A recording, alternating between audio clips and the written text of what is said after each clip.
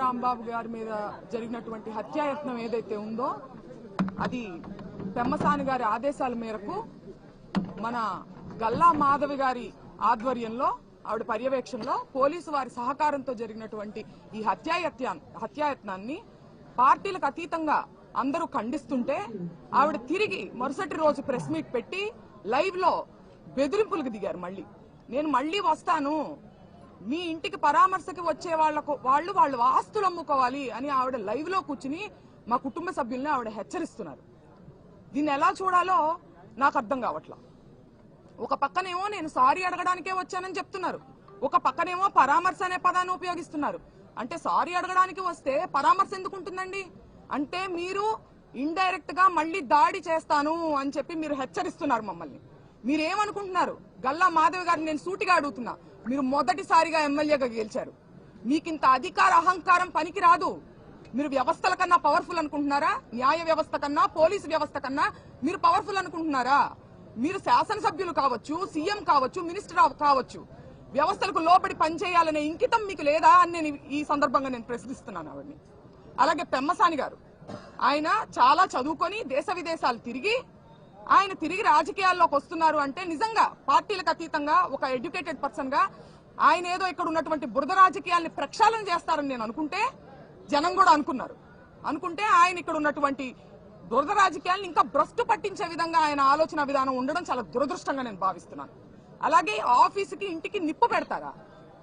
ఆఫీసుకి ఇంటికి నిప్పు పెట్టారు, పక్కనున్న ఇళ్లకి ఆ నిప్పు అంటుకుంటే మొత్తం పక్కనిళ్లలో ఉన్నటువంటి సామాన్య ప్రజానికం వాళ్ళకి ఇబ్బంది కలుగుతుందనే విచక్షణ మీరు కోల్పోయారా? కక్షతో మీ కళ్ళు మూసుకుపోయినాయా అని నేను ప్రశ్నిస్తున్నాను. ఇదే సందర్భంలో ఆవిడ నన్ను అడుగుతున్నారు, మీ పిల్లలకి ఏం మెసేజ్ ఇస్తున్నారు మీరు? మీ నాన్నగారు ఇలా మాట్లాడుతుంటే దీన్ని మేము ఊరుకుంటే మీరేం మెసేజ్ పంపిస్తున్నట్టు ముందు తరాలకే అని అంటున్నారు. నేను ఆవిడని సూటిగా అడుగుతున్నా, మీరేమి మెసేజ్ ఇస్తున్నారు మీ పిల్లలకి? న్యాయాన్ని మీ చేతిలోకి తీసుకోమని మీరు మెసేజ్ ఇస్తున్నారా?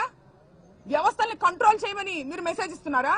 అవతలి వారు తప్పు చేస్తే అంతకు మించిన తప్పు మీరు చేయండి అని మీ పిల్లలకి మీరు మెసేజ్ ఇస్తున్నారా? నేను ఇవ్వట్లేదు.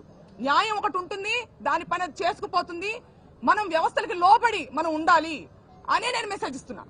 ఏ చట్టం చెప్పిందమ్మా రాళ్లు కర్రలు తీసుకుని ఇంటి మీదకి వచ్చి సారీ అడగమని ఏ చట్టం చెప్పిందో ఆవిడ నాకు తెలియజేయాలి, నేను తెలుసుకుంటాను. అలాగే ఇవాళ రాంబాబు గారు రెడ్ బుక్ ని నేను కేర్ చేయను అని చెప్తున్నారు. అలాంటి మనిషి లా అండ్ ఆర్డర్ కి రెస్పెక్ట్ ఇచ్చి ఆయన వల్ల తప్పు జరిగినప్పుడు వచ్చి సారీ చెప్పారు. ఈ వ్యత్యాసాన్ని మీరు గమనించాలి. రెడ్ బుక్ అనేది ఒక కక్షపూరితమైన చర్య, ఒక డెమోక్రసీలో జరగాల్సినటువంటి ఒక పని కాదు. కాబట్టి ఆయన దాన్ని ఎదిరించి ధైర్యంగా నిలబడి, ఒక పక్కనేమో ఆయన వల్ల తప్పు జరిగినప్పుడు జెంటిల్మెన్ గా ఆయన వచ్చి సారీ చెప్పడం జరిగింది. అయినా కూడా దాడి చేశారు. కానీ నేను చెప్తున్నాను, ఇవాళ అంబటి రాంబాబు గారు 2000 మంది చుట్టుముట్టిన ఇంటిని లోపల కూర్చుని ఒక్కళ్లే రాళ్లు రువ్వుతున్నా, కత్తులు దూస్తున్నా, గుణపాలు గోడల్లో నుంచి దిగుతున్నా ధైర్యంగా కూర్చున్నారు. ఆ ధైర్యం ఎక్కడిది? వ్యవస్థ మీద ఉన్నటువంటి నమ్మకమే ఆయనకు ఆ ధైర్యం ఇచ్చిందని నేను నమ్ముతున్నాను. కానీ వాళ్ళ వ్యవస్థని నిర్వీర్యం చేసి, పోలీసుల్ని డమ్మీ చేసి, పోలీసు వ్యవస్థ అనేది ఎంత పవర్ఫుల్, దాన్ని డమ్మీలుగా చేసి మీరు ఇంటి మీదకి వచ్చి ఆడవాళ్ల మీద కూడా దాడి చేస్తారా? మీరు గమనించుకోవాలి. అలాగే నేను పవన్ కళ్యాణ్ గారిని, చంద్రబాబు నాయుడు గారిని ఇద్దరిని నేను లా అండ్ ఆర్డర్ ని కాపాడమని నేను అడగడం జరిగింది. నేను అడిగితే మమ్మల్ని వాళ్ళు ప్రశ్నిస్తున్నారు.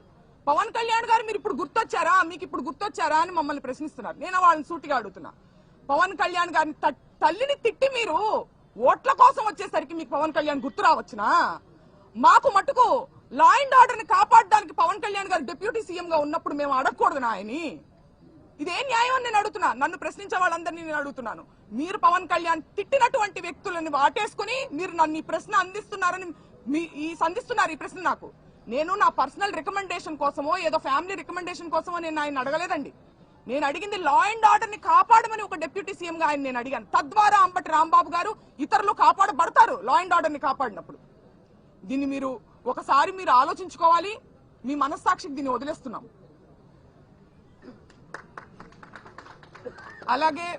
అలాగే ఈ సందర్భంగా మా కోసం ఈ కష్టకాలంలో మాకు సపోర్ట్ గా ఉండడం కోసం, మాకు ధైర్యాన్ని ఇవ్వడం కోసం తరలి వచ్చిన మా అన్నలకి, తమ్ముళ్ళకి, అందరికీ నేను ఎప్పటికీ రుణపడి ఉంటానని, మా కుటుంబం ఎప్పటికీ రుణపడి ఉంటుందని తెలియజేసుకుంటున్నాను. కృతజ్ఞతలు.